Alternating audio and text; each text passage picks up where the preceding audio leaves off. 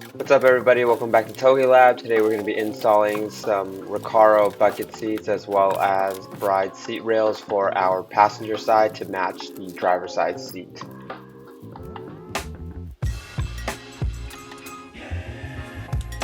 First step is to remove the bolts holding the stock seats in. There's going to be 2 bolts in the front and 2 bolts in the back.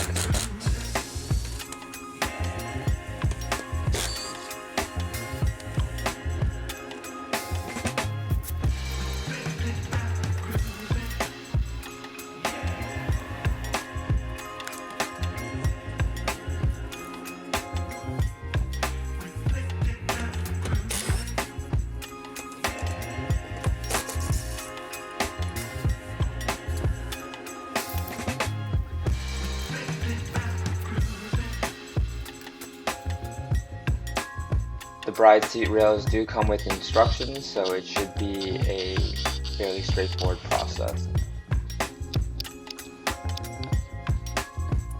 On the instructions, there's going to be 4 nuts and bolts that hold each of the side mounts onto the rails, and the seat will be mounted on these side brackets here. Next, we're going to loosely install the side rails onto the car. The reason for this is to make sure that there is still enough wiggle room to put the seat in there, as well as make any minor adjustments while installing the seat.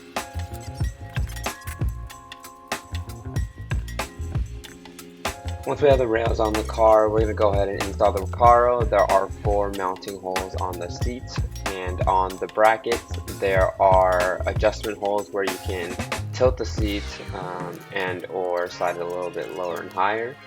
Once we have the bolts tightened on the sides of the seat, we can go ahead and tighten the remaining bolts to the chassis. Due to the bride's 2-piece design, it does take a little bit of adjustment to make sure that the sliding mechanism works without getting caught.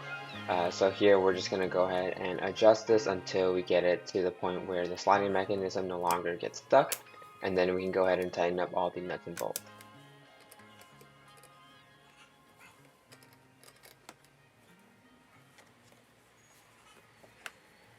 This concludes our install of the bride seat rail with the Recaro bucket seats. Thank you for watching, and I'll see you on the next one.